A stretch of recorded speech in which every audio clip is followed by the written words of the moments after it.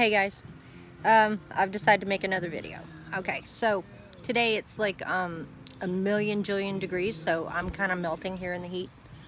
I'm having a yard sale, and I'm really not posting to tell you about my yard sale, but I am posting to tell you that this is what people go through.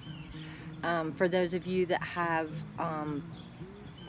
good jobs and terrific luck and karma out the wing and all that kind of good stuff. But that's not been my life, and that's not been the expectation I've had for the last 20 years. In truth, there's been a lot of tragedy in my life, and that's of no one's fault. I have made good decisions and bad decisions in my life. I'm a human being, and for folks to be judging me because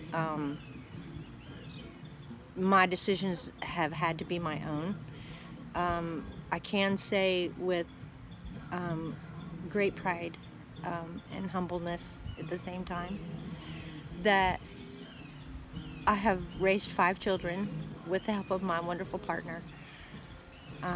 One child had a liver disease when she was born, and we've been through her transplant. 2 months later after her transplant, my wonderful partner, who has worked so hard and worried so hard all these years, we're going on 13 years now, I think, helped me raise those kids and took this plate on even with the child with liver disease. So it's not that our decisions have been easy or oppressing, because I know my privilege, I know where I'm at. But even with all of that, I think I want to talk about today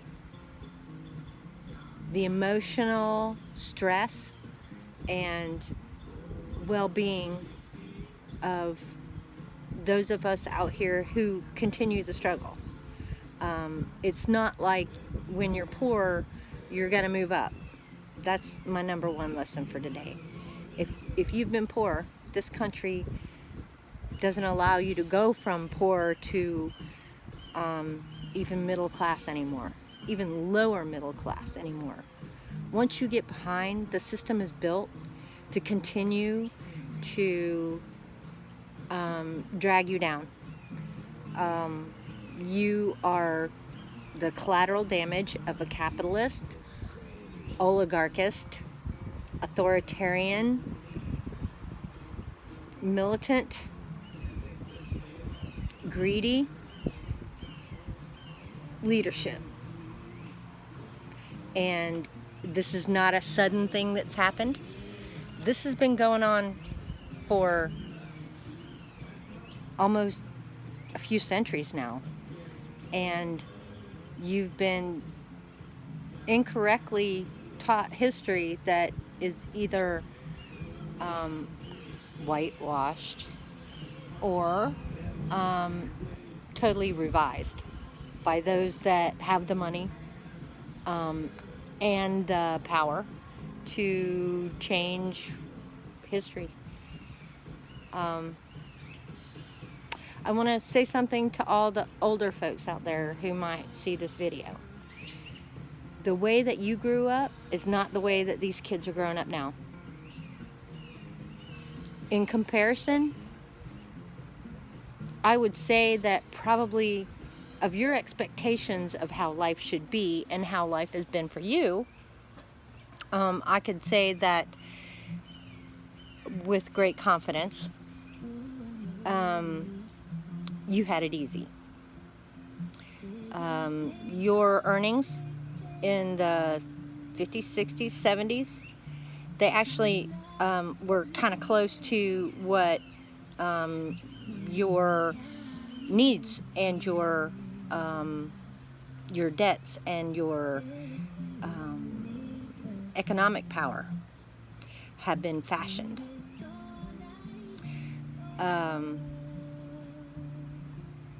This is a different world, And if you missed that sign, come on along with me, because I want to show you a couple things. Now, I'm not great at this video and things, so y'all be patient with me. I'm also an old lady rambling. But just to show you that I'm not just giving away things at a yard sale so I have extra money to go and take my kids out to eat or something. No. My 16-year-old is fixing to have to go out and work because I can't fully support him on the things that he would like to have, you know, like snacks in the house. I mean, that's kind of shagged up, the whole thinking. But let me show you some of the things, and I'll tell you about them and why it's so devastating to have to earn money like this. Because you had a tragedy or became disabled or retired, or any number of things now can kick you out. And once you're down there, once you're poor, you are poor in this country. It's not made for folks to uplift each other anymore. That's not the going gig here. So let me show you a couple things and I'll tell you about them. I hope you're not bored, but this is the way it goes for me. Alright, so the first thing is, here's a table that I used to have a refinishing business, and that was before I had a heart attack.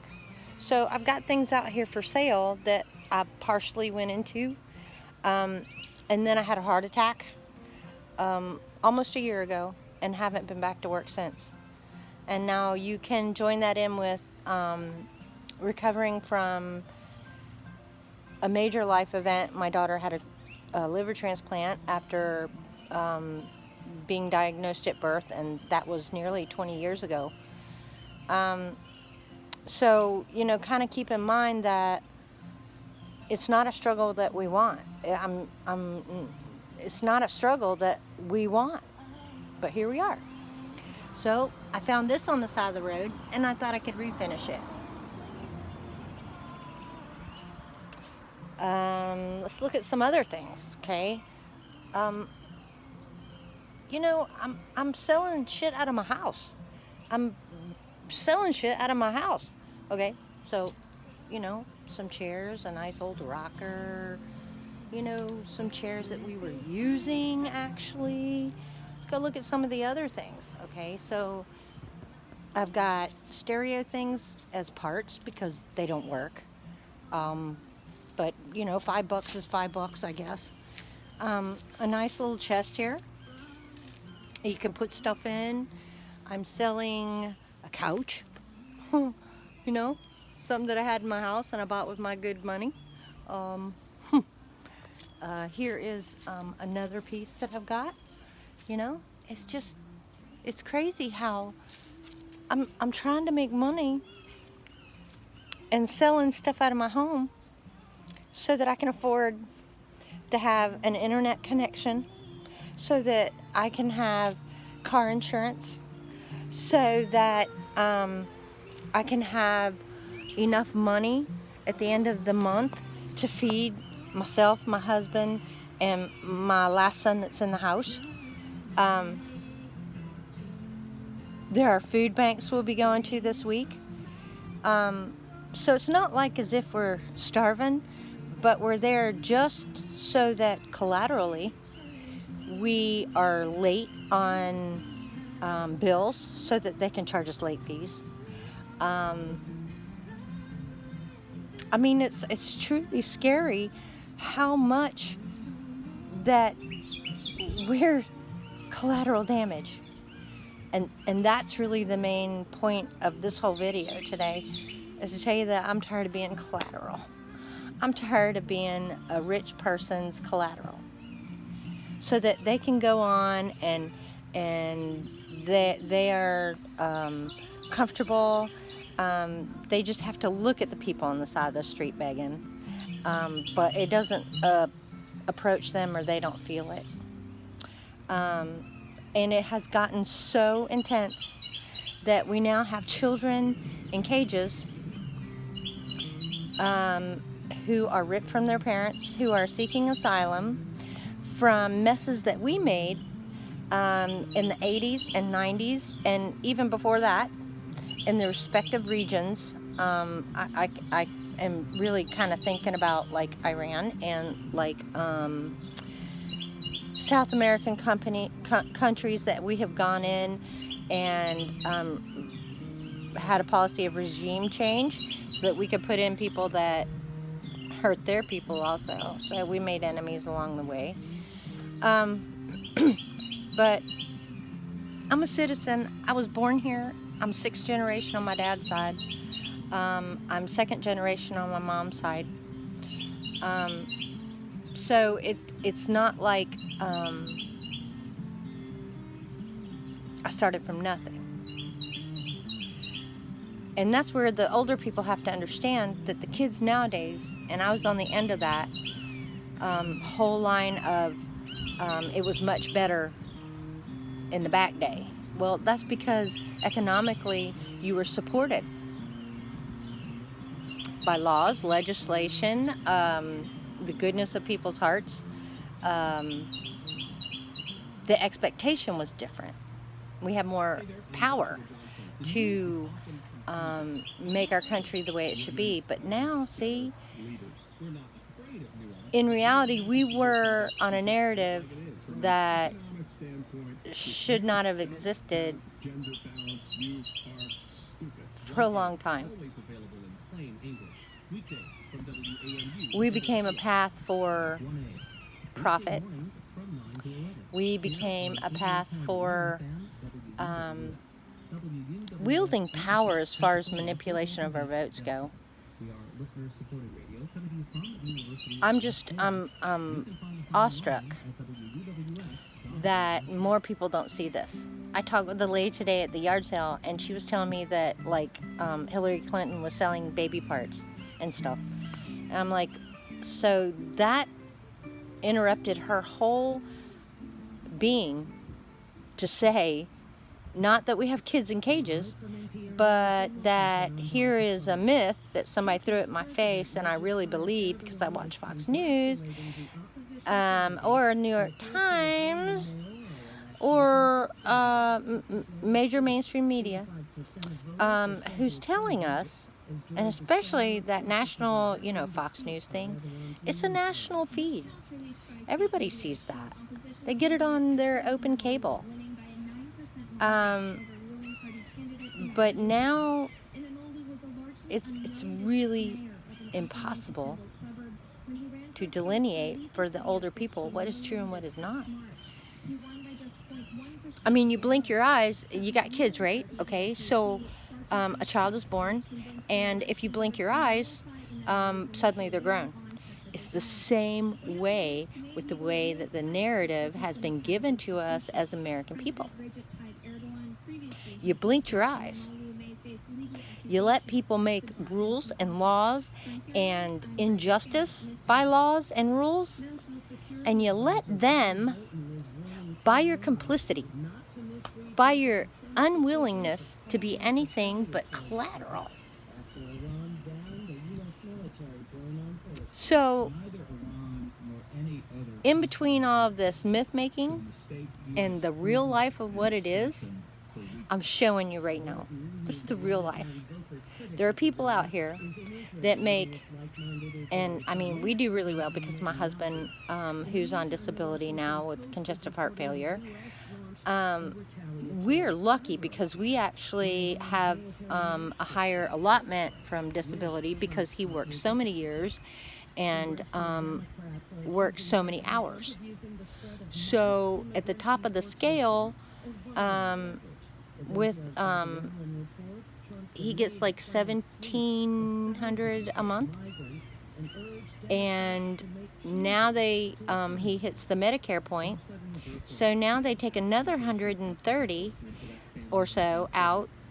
So really, yeah, we're like down to like maybe 1,500, just at 1,600, something like that a month, and we have that to live on. Yeah, right. I don't own a house.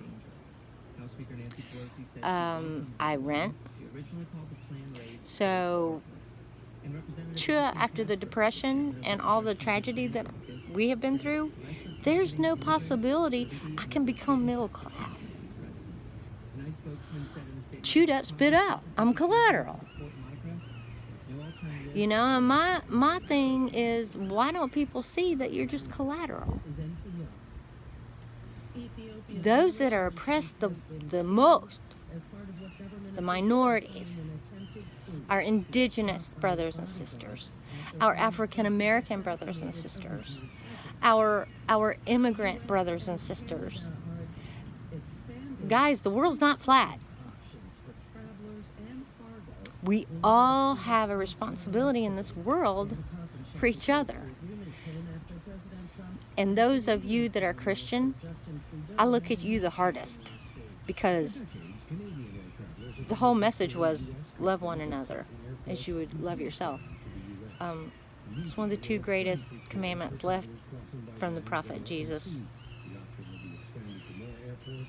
in case you're not a believer. But most all religions of the world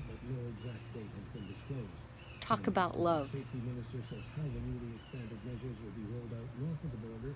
For you to have folks here in the shape that we're in, just deeper and deeper, quicker grave, for you to allow that